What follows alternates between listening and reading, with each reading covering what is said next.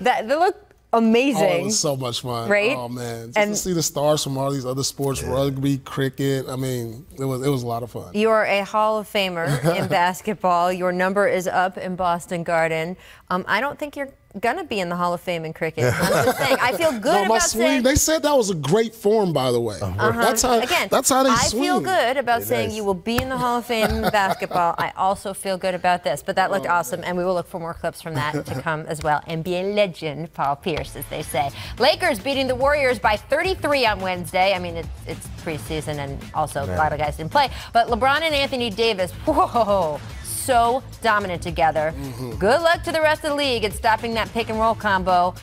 Again, it's the preseason, but still, they have outscored teams by 31.5 points per 100 possessions in 64 minutes with both players on the court, putting up huge numbers. Look, I mean, we talked going into this season about, hey, some of their defensive holes, that kind of thing. If you're blowing people out by 30 points, it doesn't matter. That's got to be a strategy for him. It's like we're just going to be so good offensively that we're all going to overcome some of our defensive shortcomings. You asked me how to defend it. Prayer. I mean, because here's the thing: you can't guard it 2-on-2, right? Definitely. So you're going to have to start bringing in help. But even 2-on-3, meaning someone sagging on the weak side, I still don't think that's enough. You're going to have to do a lot more because you talk about two players who can both handle the ball, who can both shoot, who can both dunk on you, who can both post up someone smaller. So there's so many things that could go wrong for you as a defender that I think the only thing you can do is say, man, I hope these other shooters don't make shots. Yeah, that's the only way. That's the only way to defend it. You got to hope that like the rest of the guys on the court can't shoot because when you put them two in a pick and roll, the weak side tends to overload. So if you don't have shooting over there, it'll be fairly easy to guard because you can help. But there's only one combination that can guard this pick and roll, and that's the combination of Kawhi Leonard and Paul George. When you have those two guys guarding them and they switch, that's the only way you can guard it or at least kind of control it. But other than that, the other way is them not having shooting on the weak side. So if they have lineups where they're doing pick and roll and there's no shooting on the weak side, yes, you can guard it. If so, you're in for a long night. I mean, look, the battles between you and LeBron, right, during those Heat Celtics series especially, you defending him, that kind of thing. He's in a different stage of his career now. You're in a little different stage because you're here with us. But defending him in general, and then now defending AD at this prime stage of his career. Yeah, he's never had this type of combination of a pick and roll. He's had Kevin Love, Chris Bosh, but not an Anthony Davis, a guy who can equally shoot. He can post his man up at the free throw line and roll for dunks. And so this is going to be scary, and this is the help that LeBron needed at this stage of his career because he can kind of just like say, hey, you know, I don't have to be the guy that leads us in scoring every year or every game. Now you can take over that role. He's going to be more like a triple-double guy. You're going to see more stats in the assist category, in the rebounding category. And this is the stage of his career. He needs that. Look, after last year, I know talking to him, what's important to him is the W category and the games played category. He wants to make sure he's healthy, and he wants to make sure that they have wins, are in the playoffs, and in good position. So we will see what happens there. But those pick and roll numbers look like a good start. So we didn't start the show thinking we were going to play a game of BS or Real Talk, but producer Danny just put these in our hands. What? My goodness. He saw a quote and got excited, so let me share it with you. Kyrie Irving's new Nets teammates already supporting the efforts he's made to turn over a new leaf as the leader in Brooklyn. Taurean Prince, unequivocal, telling media today, quote, he is a great leader. He gets the team together off the court. The camaraderie is sustained and built based off how Kyrie is intertwined with everyone. So guys, signs up, BS or Real Talk. Ooh. And I'll tell you why I'm going to say Real Talk, because, listen, they haven't played any games. Anything yet, and the season hasn't started. So it's easy for me to get the guys together. I'm cool with you. But now we hit some adversity, and I'm not talking to you no more. I'm alienating myself from you. Right now, it's easy.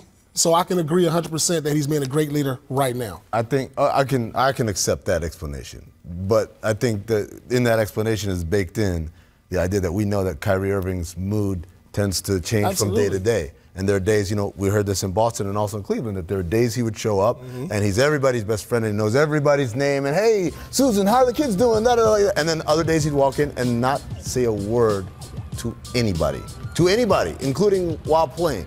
So, like Paul said, it's early.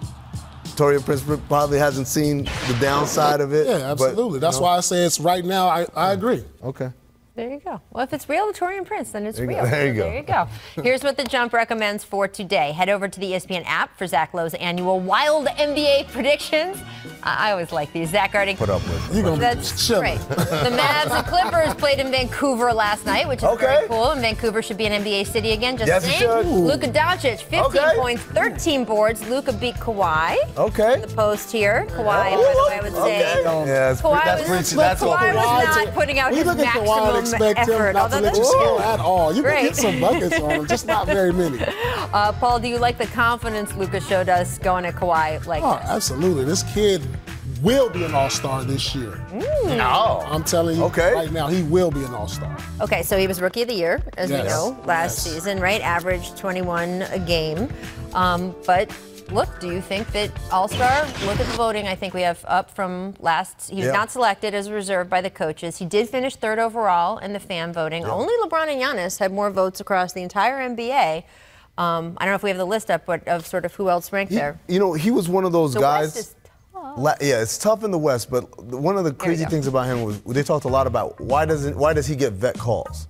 There's just something about him that makes people like him, and I'm not just talking about fans. You've been playing professional basketball for a long time. Yeah. People like the way he plays, but ultimately, when you talk about all-stars, it comes down to one thing: it's your team winning. If his team isn't in the playoff hunt, then I think his chances go down. Okay, but please, producer Danny, put that list back up because I want to know who's going out, Paul. If you think that he's making it, I don't know if Aldridge will make it again. Durant obviously is not going to be there. Yeah. You know, the rest of these, I don't know about Towns because of their record also. Dirk is not going. Different category. So there's a lot of open so Dirk spots was in a different. No, Dirk wasn't taking up a spot, right? Who else did you say? A different category, right? Klay Thompson won't be there. Yeah, but is he a forward or is he a guard? That's the other thing. Who knows with the NBA these days? They don't let you right. How do they just pick whatever they want to be? He'll be an all-star game. Right? I mean, look, that will be a question, and that is something, by the way, we talk about. Positionless. Should the All-Star game be positionless? They adjusted it slightly a couple years ago, and the centers say, hey, now it's just front court, and that's not fair to us, right? There's people who want the whole thing to be positionless, but then you think you'd have like maybe just a team of all guards. Why not? Especially because of popularity. It is, in fact, I'm going to clear this up for people who said, man, the NBA All-Star game is just a popularity contest. Yeah. Yes, it is literally a popularity contest. Yes, it is. That's right. Yes. Here's the fan votes, but obviously fans would like Luka in the game. He's fun. All NBA, I would like to be positionless voting because that is how the game is played, and we're putting people on first NBA team that would not make it if it was positionless. Yes, although Jokic and Embiid, they'd be in there anyway. No, I know, but I'm just, I'm with you. They would earn their way onto that. So why not give them the chance to do that? Absolutely. I don't know. Hey, we just got something in at the buzzer. Yeah! Producer Steve is getting married. Look at that picture. Steve Martinez, Stephanie Torres. Logo on. That's what I gotta say. I heard it's gonna be Nick themed. I heard everybody get a lottery ticket when we walk into the wedding. I was actually worried for producer Steve because he's a huge Knicks fan, as anyone who watches the show knows. Yeah. He's also a gigantic Yankees fan. Yeah, man, I was looking at the scheduling of the games. I was really worried that one of those championship series games was going to be on Saturday night during the wedding.